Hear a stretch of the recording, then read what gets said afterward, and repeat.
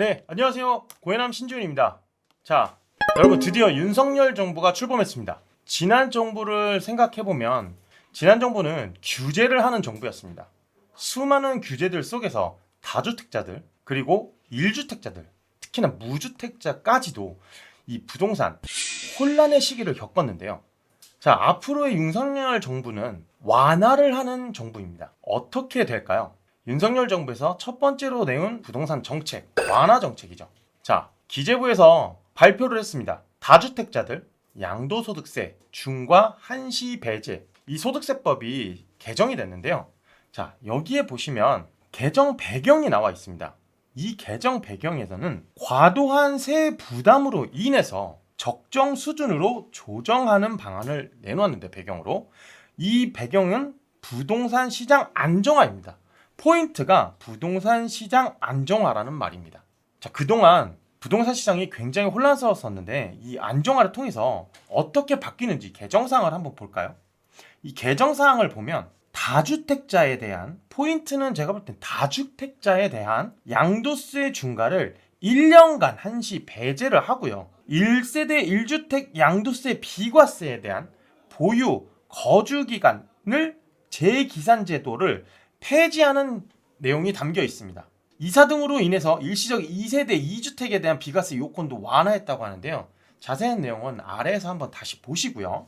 자, 그러면 이게 언제 적용하느냐? 그 적용 시기도 굉장히 궁금하시겠죠? 적용 시기는 2022년 5월 10일 양도분부터 소급 적용을 하는 겁니다. 자, 그러니까 5월 10일 이후에 양도하는 것들은 다 적용이 돼서 한시 배제, 중과를 안 맞아도 되는 거죠. 다주택자들은. 자, 향후 일정은 입법 예고를 일주일 정도 하고요.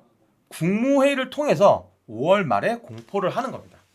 그러니까 5월 말에 공포를 하더라도 실질적으로는 5월 10일부터 소급 적용이 된다라는 말씀입니다. 자, 그렇다면 소득세법 시행령 개정사항 중에 1년간 한시 배제를 하는 내용 어떤 내용이 있을까요? 자, 우리가 알고 있는 양도세 중과에는 기본 세율이 있고요. 2주택은 20%, 3주택은 30%의 중과를 냈습니다. 그리고 장기 보유 특별공제도 안 됐었죠. 자, 이제는 개정판을 보면 이 개정판에는요. 보유기간 2년 이상인 조정 대상 지역 내 주택을 2022년 5월 10일부터 2023년 5월 9일까지 양도할 시에는 기본세율과 플러스 장기보유 특별공제도 적용을 해주겠다라고 합니다. 굉장히 크게 개정이 됐어요. 야, 이건 정말 작정하고 정말 완화를 많이 시켜주는 겁니다. 정말 혹하는 내용들이 많이 들어있어요. 보유기간 3년 이상인 경우에 장기보유 특별공제가 적용이 되고요. 15년 이상 보유 시 최대 30%까지도 공제를 해준다는 내용입니다. 이 내용으로 기대를 해볼 수 있는 내용은 뭐냐면 기대 효과를 한번 보겠습니다. 다주택자에 대한 과도한 세 부담을 완화를 시켜주는 건데요. 6월 1일 전에 매도 시에 보유세에 대한 부담도 경감이 되고 더불어 매물 출현이 활성화될 것이라고 기대하고 있는 겁니다. 자, 그리고 두 번째로 1세대 1주택 재기산 제도도 폐지했습니다. 이 재기산 제도를 혹시 아시나요? 내가 현행에 따르면 지난 정부에서는 어떤 내용이냐면 이렇게 내가 A, B, C 주택을 갖고 있는데 2021년 1월 11일에 모두 취득한 이 주택을 A주택을 먼저 매도를 하고요. B주택을 매도를 한 시점에 2023년 1월 1일부터 보유와 거주 기간을 충족을 해야 1주택 비과세를 적용받을 수 있었습니다. 그러니까 이렇게 말씀드리는 거예요. 2021년 1월 1일 날 C주택을 샀음에도 불구하고 2023년 2년 안에 B와 C를 다 매도를 하더라도 C의 주택 양도세 비과세를 받을 수 있는 날짜는 2025년 1월 1일 이후였습니다. 왜냐? 마지막 기산일이 2023년 1월 1일이었기 때문입니다. 그쵸? 그러니까 이때부터 다시 2년을 충족을 해야 되는 거죠. 보유와 거주 기간을. 자, 근데 이게 기산일이 폐지가 됐다라고 하니까 자, 어떻게 되나요? 똑같은 2021년 1월 1일에 A와 B, C주택을 취득을 했다고 하더라도 A와 B를 양도하더라도 C주택 또한 양도세는 비과세를 받을 수 있는 기산일은 2023년 1월 1일 이후가 되는 겁니다. 그러니까 기산일 자체가 최초 취득일로 가는 거죠. 이해되셨죠? 이것도 굉장히 큰 기대 효과를 볼 수가 있는 겁니다. 자, 여러분, 이렇게 양도세 중과 배제에 대한 완화 정책이 나왔는데요. 그러면 여러분이 이렇게 생각할 때, 그러면 물건이 이 내용대로 많이 나오겠구나 생각을 하실 겁니다. 자, 그럼 어디가 나올지 한번 볼까요? 제가 생각할 때에는 주택 밀집 지역들, 특히나 다주택자들이 물려있는 지역들 있잖아요. 금액도 빨리 내놓을 수 있는 지역들. 제가 생각할 땐 강서구, 그리고 양천구 신월동 일대 끝자락, 구로, 그리고 도봉, 노원 끝자락, 구리 옆에 신내, 중랑구 끝자락, 이쪽에서는 조금 나올 수 있을 거라고 생각이 듭니다. 자, 이 지역의 특징이 뭘까요? 이 지역들의 특징은 도심에서 멀어진 지역입니다.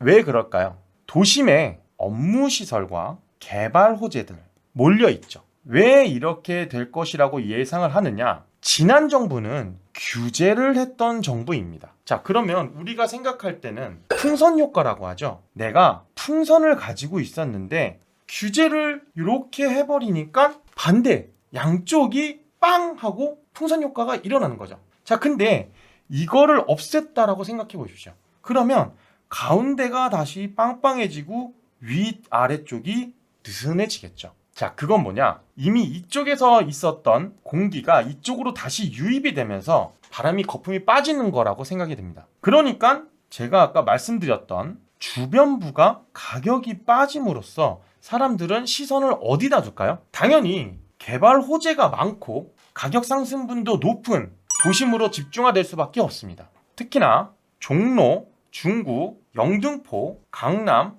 용산까지는 정말 많이 보셔야 되는 지역이고, 이 지역에서 혹시나 내가 투자할 물건을 찾고 싶다 그러시면 언제든지 연락 주십시오. 자, 여러분, 첫 번째 완화 정책이 나왔습니다. 여러분들께서는 어떻게 기대하고 계신가요? 특히나 다주택자분 같은 경우에는 완화가 됐다고 해서 아무 물건이나 시장에 내놓으시면 안 됩니다. 보험도 리모델링 하지 않습니까? 나한테 필요한 것들, 부동산도 마찬가지입니다. 저희 같은 전문가들에게 본인이 갖고 있는, 난 이거를 가져가야 되는지 팔아야 되는지, 그리고 어떻게 팔아야 되는지 디테일하게 상세한 면들을 컨설팅을 받으셔야 됩니다. 그래서 각자 상황이 다 다르기 때문에 똑같은 물건을 갖고 있다고 하더라도 어떤 분들한테는 이 물건을 팔아야 되고 또 어떤 분들은 이 물건을 가져가야 되는 것들이 있습니다. 그런 상세한 내용들은 전문가에게 한번 문의를 하시고요. 그리고 주택을 더 소유하고 싶으신 분들께서도 저렴하게 나왔다고 해서 아무 물건이나 매수를 하시면 안 됩니다. 그랬다가는 자칫 잘못하다가는 5년간 물릴 수가 있을 겁니다. 그럴 때에도 저희 같은 전문가들에게 상담 문의를 하시면 여러분들에게 알맞은 물건을 추천을 해드리겠습니다. 시청자 여러분, 첫 번째 정책부터 굉장히 좋은 정책들이 나왔습니다. 부동산 시장 안정화되어야 됩니다. 그동안 너무 혼란기였어요. 자, 앞으로 더 기대되는 정부가 되기를 바라면서 오늘 내용이 좋으셨다면 좋아요와 구독, 알람 설정까지 부탁드리겠습니다. 감사합니다.